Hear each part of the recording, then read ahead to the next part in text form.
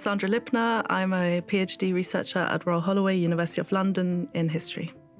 My research project is a relational history of the Third Reich, which means looking at history through the eyes of real people. I found a large collection of documents and letters in my late grandmother's attic, and I used those and documents that I found in relevant archives. Among them, I found denazification questionnaires that show us a lot about the move from dictatorship to democracy in Germany just after the Second World War. As the war started to turn against Germany, the Allies started to make plans for a post-war Germany, for a post-Nazi Germany. It was really British and American civilians working for the supreme headquarters of the Expeditionary Allied Force who started to come up with this idea of a questionnaire that would denazify the German public. They were working on the basis of the experience they had with dealing with post-fascist Italy, and they involved the ideas of exiled Germans, particularly Franz Neumann and Herbert Marcuse from the Frankfurt School, who worked for the OSS, the Office of Strategic Services, the predecessor of today's CIA. Their idea was really to split the German population into three groups: white, grey and black, and to only let those who had no Nazi past kind of continue in their professional and political roles. Out of that sort of attempt to sift through this population and these questions about what to do with a Nazified population, really, came the idea of the questionnaires. From the spring of 1945 onwards, the Allied forces distributed these questionnaires in Germany. Whether you served in the German military or not, as long as you weren't a Nazi leader, you had to fill in a questionnaire.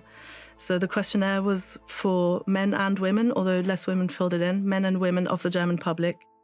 Millions of Germans served in the military. If they were prisoners of war at the end of the war, they often did not have to fill in a questionnaire because they would have not been in Germany at the time that the questionnaires were circulated. We've got one here that's filled in. It's signed, but it's not dated.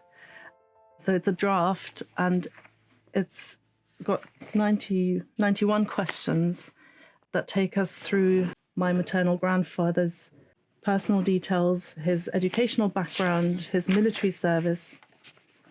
Then it asks about membership in Nazi organizations, and it asks about his income in the Third Reich.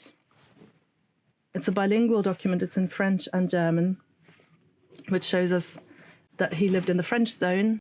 The people who were employed to hand these questionnaires out were employed by the Allied forces, but they were denazification officials, including, for example, Henry Kissinger. They very soon handed over the responsibility for this vetting process to Germans even. So by late 1946, this entire effort is handed over into German hands. The German people's reaction to being handed these questionnaires was, on the whole, negative. They were extremely unpopular. The Germans quickly developed a nickname for the questionnaires. They were called the tapeworm because they were just so long and so intrusive. There was a novel named after the questionnaire called Der Fragebogen by an anti-democratic author called Ernst von Salomon, who used the 131 questions of the American questionnaire of May 1945 to structure his autobiographical attack on the denazification process. And he equated this effort to denazify a population with the Nazi crimes. The Allied soldiers also found it a really burdensome and ineffective measure, and that raises the question, was it really ineffective? Were contemporaries right? This was a long-term process. Theodor Heuss, the first president of West Germany, called it the Eternal Questionnaire. It took years. It was initiated in 1945, and it was wound down by 1948. By the time the West German and East German states are founded in 1949, the questionnaires stop being circulated. They go, stacks of these filled-in forms go into the archives. But it really was a multi-year project. The questionnaires, once they were filled in, were submitted locally. Initially, the Allied forces themselves sifted through them, evaluated them. But from late 1945 in the French zone, and from early 1946 in the British and American zone, and then from late 1946 in the Soviet zone, they were evaluated by German tribunals.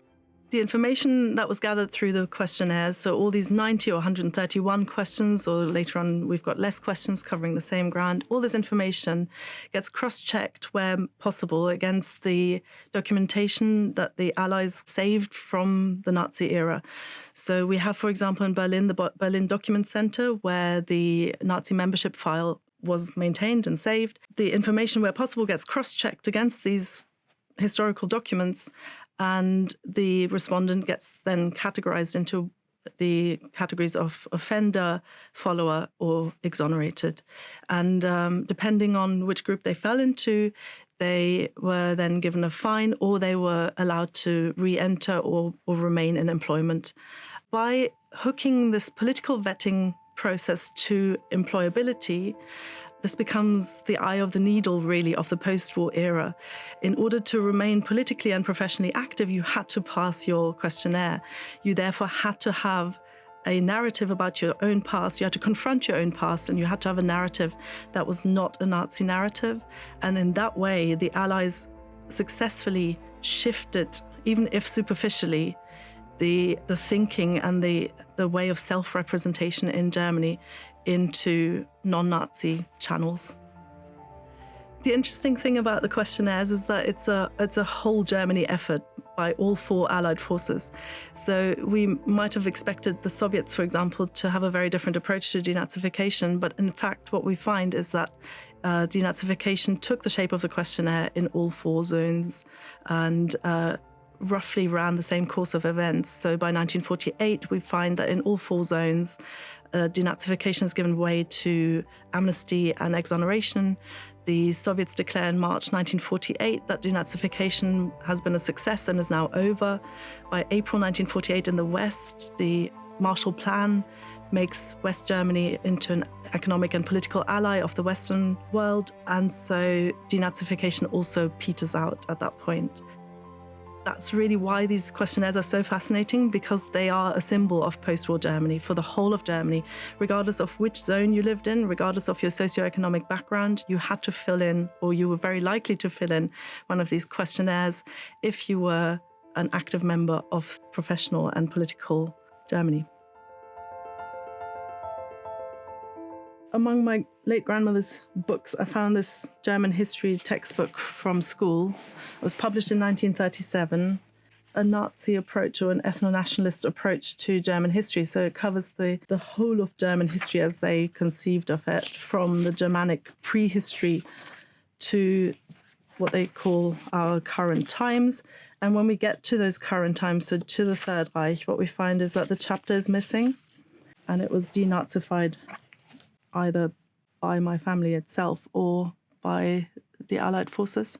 I think it's fantastic to have an artifact that shows denazification, that shows this attempt to change a system of thinking, an ideology. The book itself shows more than it hides. So the history is not gone, because the entire view of German history is so Nazified. That's not history, that's an interpretation of history. The fact that there is a chapter missing is also an interpretation of history, and what we're doing here is also an interpretation of history. So what it really shows is that history requires us to be engaged with it, to think about it, to ask questions of it. And I think the questionnaires and the artifacts that remain from the immediate post-war era raise so many interesting questions. Not only how do you change national groups' thinking, but also how did people respond to this project? What did they do with their own past? How did they go forward after such a massive defeat and, unprecedented destruction, murder, death? There were millions of refugees. There were millions of displaced persons. Germany was in ruins. And I think this just testifies to this period.